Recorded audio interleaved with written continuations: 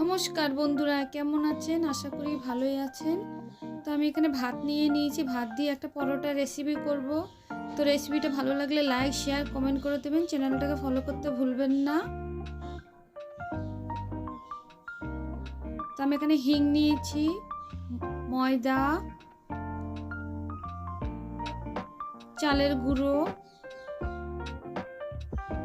দুটো রসুন, পেঁয়াজ, কারি পাতা, আলু,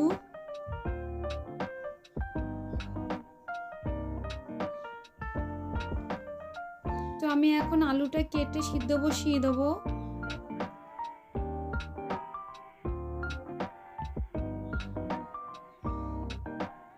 তো একটা কড়াই বসিয়ে দিয়েছি, কড়াইতে তেল দিয়ে দেবো,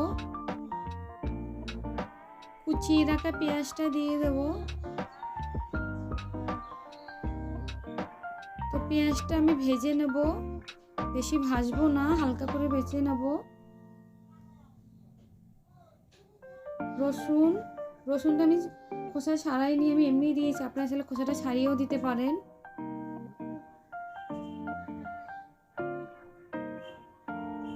তো এটা ভাজা হয়ে গেছে, এবার নামিয়ে দেবো। তো আমি এখানে একটা বাটি নিয়েছি, বাটিতে ভাতটা ঢেলে দেবো, সিদ্ধ করা আলুটাও ঢেলে দেবো, ভেজে রাখা রসুন পেঁয়াজটা দেব, কারি পাতা দেব,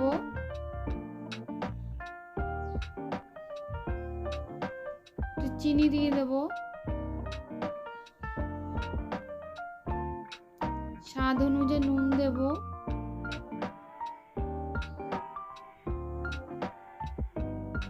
হিং দেব,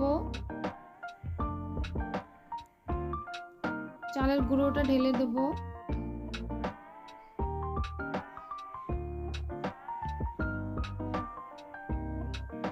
ময়দাটাও ঢেলে দেব,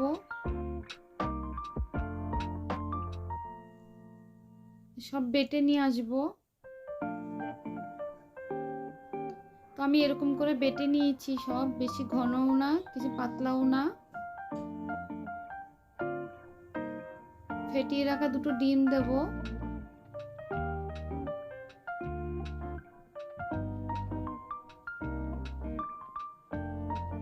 আমি ডিম দিয়ে ফাটিয়ে নিয়েছি।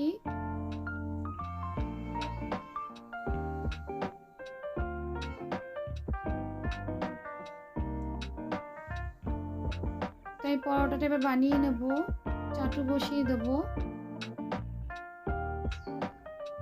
হালকা একটু তেল দিয়ে দেবো, এবার বাটারটা দিয়ে দেবো।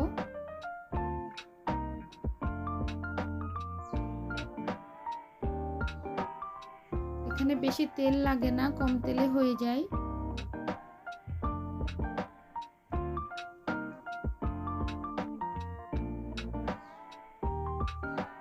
উপর দিয়ে একটু হালকা তেল দিয়ে দেবো।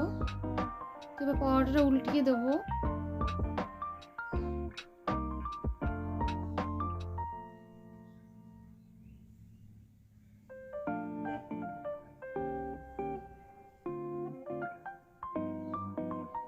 তো দেখুন পরোটাটা কতটা সুন্দর হয়েছে, খুব নরম হয়েছে, খেতেও খুব টেস্ট। তো পরোটাটা হয়ে গেছে, এবার নামিয়ে দেবো।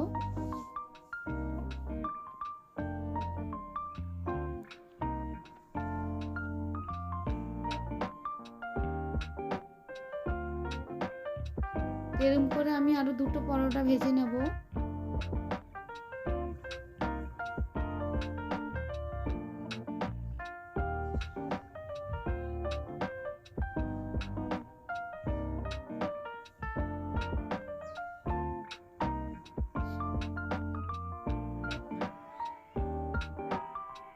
কম তেলে পরোটাটা ভাজা হয়ে যায়।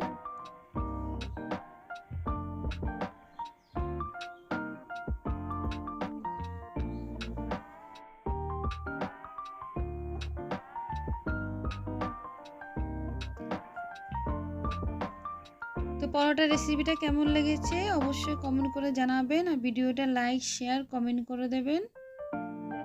চ্যানেলটাকে ফলো করতে ভুলবেন না।